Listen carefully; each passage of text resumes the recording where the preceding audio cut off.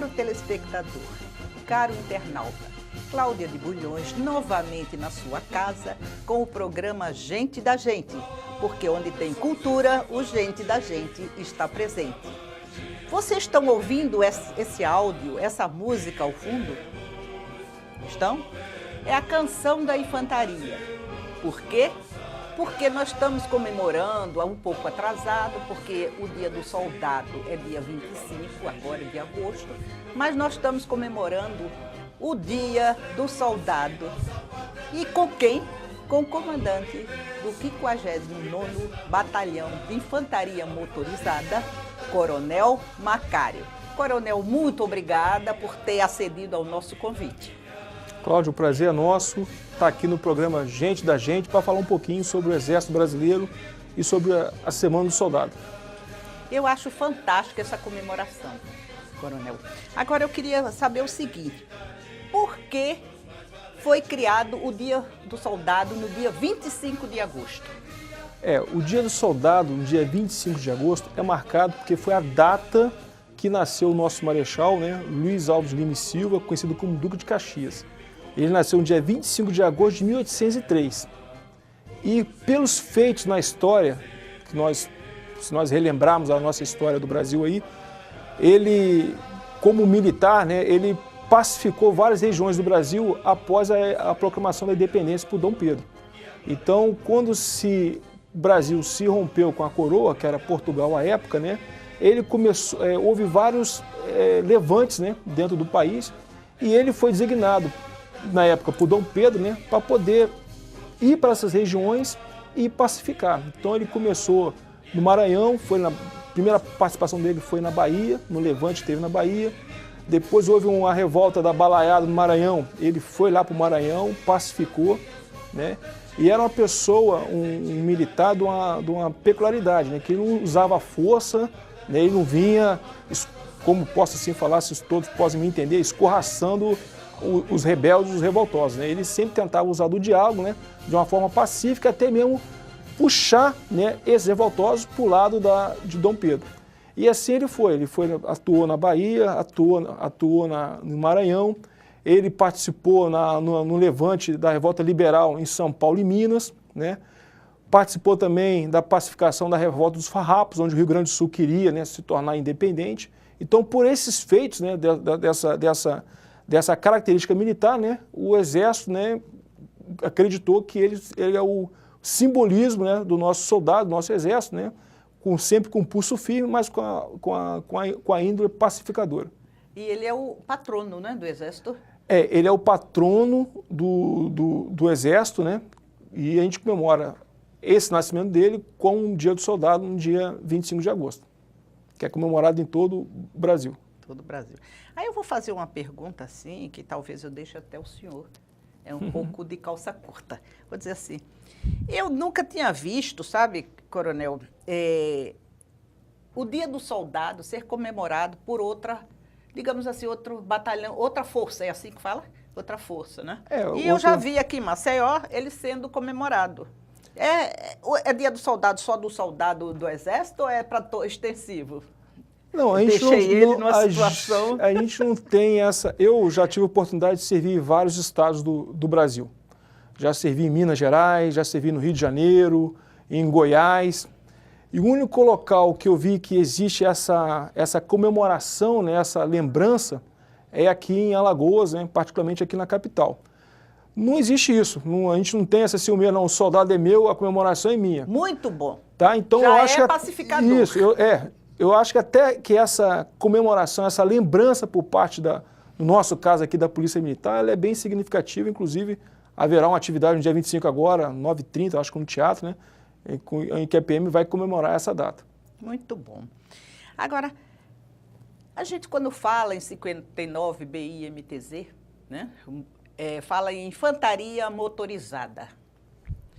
Explica para o meu telespectador o que é infantaria motorizada e o que é infantaria. Porque a gente lê, a gente faz, mas ninguém sabe direito o que é, Coronel? O que é infantaria? Já digo de antemão, eu não iria para a infantaria. Não faça isso, não faça isso. O Exército ele é organizado para o combate. né? Certo. E dentro desse planejamento de combate existe as armas, né, que a gente chama de armas, né, que são as especialidades. E entre essas armas nós temos a infantaria. Então nós temos a infantaria, cavalaria, artilharia, tem o quadro de material bélico, cada um com a missão específica, né? Quando se junta para o combate, cada um cumprir sua missão de maneira que possa ter maior eficiência no combate propriamente dito. E a infantaria é aquela em que ela se pauta pelos homens, né? É o que a gente chama que é aquela que vai serrar de fato sobre o inimigo. É a linha de frente. A linha de frente. Na verdade, é a que vai dar o ultimato no combate. Porque, por exemplo, nós temos a artilharia. A artilharia é responsável pelos fogos. Então, existe lá os canhões, os lançadores, né? Vai lançar lá as granadas no local. A gente pode ver isso amplamente aí na televisão, né? Os locais sendo bombardeados. Então, está lá a infantaria, está lá a artilharia. Mas quem, de fato, vai lá no local, ver se colocar a bandeira do país que nós conquistamos é a infantaria. E então, é ela que diz a artilharia que pode atirar, não é? Na verdade é um combate... Para vocês entenderem. É um combate sincronizado, né? Existe uma sincronização das armas, né?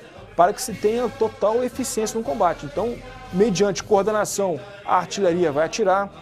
A gente tem a cavalaria com seus blindados, que vai dar uma mobilidade de blindada para a tropa, pode até proteger a tropa durante a progressão, né?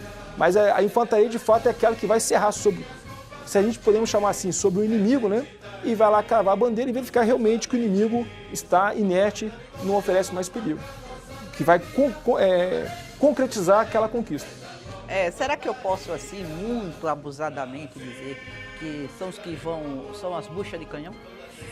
Não abusadamente, não é canhão de... Não é bucha de canhão, mas é o que tem que ter coragem, moral, isso, vitalidade, muita coragem, né? Para poder serrar sobre o inimigo, olhar nos olhos do inimigo, né? E fazer o inimigo sucumbir. Então o essa é a infantaria já diz isso, né? É isso. E nós estamos ouvindo agora um pouquinho. Sim, o próprio hino, a canção da infantaria, ela já fala um pouco sobre isso. Canção, Cláudia. E dentro da infantaria existe as especialidades, né? As táticas, pode-se dizer. Não, a tática é da maneira geral do exército, mas eu falo que na infantaria, por exemplo, se eu preciso usar o infante em helicóptero, então a gente vai usar os que estão no batalhão de infantaria leve, né, que estão adaptados, estão treinados para isso. Se a gente precisa ter uma mobilidade, uma proteção blindada, aí nós temos nossos batalhões de infantarias blindados, entendeu? No nosso caso, é o nosso batalhão de infantaria motorizado, né, que praticamente se utiliza das viaturas para serrar, mas se sobressai pelo movimento a pé. Por isso que eu digo, caro telespectador e caro internauta, que ser um infante eu acho muito difícil. O treinamento é diferente para cavalo. Cada um tem um treinamento específico na sua, posso dizer assim, na sua área ou no sua... O infante, do artilheiro, da cavalaria, eu posso dizer assim, chamar isso, cada um tem um treinamento diferente nas suas áreas? Não, na verdade, o Exército, para poder formar o nosso soldado, ele planejou uns programas de instrução. Então existe ali a nossa Bíblia, né, o que eu tenho que aprender para cumprir a minha missão. Então cada arma, cada quadro ou serviço tem isso aí.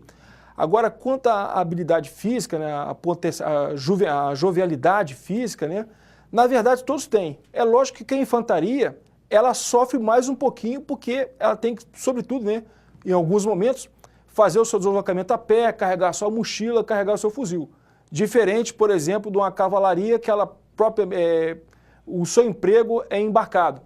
Diferente da artilharia, que para você poder levar um canhão daquele pesado, você tem que ter uma viatura para poder serrar. Então, o treinamento é idêntico, né, podemos dizer, mas o esforço no dia a dia, talvez a infantaria, né, ela tem que ter esse vigor físico um pouquinho mais, tem que se sobressair mais um pouquinho esse vigor físico, né, tem que estar realmente em condições. Por isso que a gente não pode, no nosso exército, às vezes se questiona, nós temos que todo dia fazer o nosso treinamento físico militar, né, temos que ter os nossos testes de avaliação, justamente que a gente não pode chegar num combate, né, com um militar muito pesado que não consiga fazer um deslocamento. Lógico, dentro da arma e quadro de serviço que ele está se enquadrando. Interessante, né? Aí eu vou fazer aqui uma coisa, faz de conta que você não está aqui, né? Opa! É o seguinte, Os senhores telespectadores, viu como eu falei, os senhores telespectadores e os senhores internautas já viram algum soldado ou oficial do Exército gordo? Mas eu digo gordo, não é forte. Forte é uma coisa, gordo é gordo. Vamos pensar. Eu acho que não. E eu acho que é por causa disso, não é, coronel? A gente não posso falar com a senhora que não exista, né? Mas quase 99% tem que manter um vigor físico. Existe uma avaliação a cada trimestre, né, onde ele é avaliado se você está com o treinamento físico dele de forma excelente, MB, B ou R. Aqueles que estão com R, opa, você está com dificuldade. É feito um programa para ele poder se adequar à instituição. Tanto que, por exemplo, os nossos soldados que servem com a gente, né, que são temporários, né, que é aquele que vai ficar um ano, que pode ser renovado por mais um ano, se ele tiver R para baixo, ele nem pode ficar. Então, existe até condições, né, de a gente manter essa juventude, essa jovialidade, esse vigor físico. É lógico que nós temos problemas de saúde, né, na nossa sociedade como um todo. Existem pessoas que têm hipotireoidismo, etc. e tal, que eles ficam afastados certo tempo, né, num tratamento, e a gente faz de tudo para que ele possa, né, se recuperar e ter aquela força física para poder estar em condições. Uma vez eu vi num quartel da infantaria, escrito assim: na infantaria os melhores são apenas bons. Eu acho que foi isso que eu vi, não é? Na infantaria os melhores são apenas bons. Na verdade, nas unidades do Exército, né, em qualquer unidade, tenta-se criar uma mística, né, até para que você possa exercer aquele espírito de corpo. Então, o infante, como eu falei com a senhora, ele tem que estar em condições, né, de prosseguir sempre atento. E ter orgulho, né? E ser orgulho. Então, ter orgulho. Eu não posso, em detrimento de alguma arma ou outra arma ou não, né, cobrar diferente. Eu tenho que a infantaria, por isso que os melhores são apenas bons, porque tu tem que se esforçar cada vez mais, isso é bom ainda, vamos, né, para que ele possa tentar crescer cada vez mais, né? O senhor veja que eu achei isso tão interessante que eu nunca esqueci. Né? Disse, poxa, os melhores são apenas bons. Para a infantaria. Né? Para a infantaria. Agora, eu estava mais sobre a infantaria. Né? Eu estive pesquisando sobre as táticas da infantaria. Olha, as táticas da infantaria.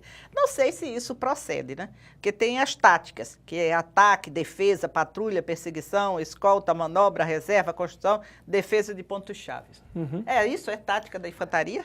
Não, essas táticas são consagradas mundialmente, né? Isso aí não a doutrina militar de qualquer exército utiliza dessas táticas para poder superar algum momento do campo de batalha. Então, dependendo em que situação se encontra, né, se nós estamos aqui com a intenção de defender, que nós estamos com a intenção de atacar, é enquadrada essa tática que, teoricamente, já testada em outras batalhas, em outras guerras, né, seria a melhor. Então, é isso que nós...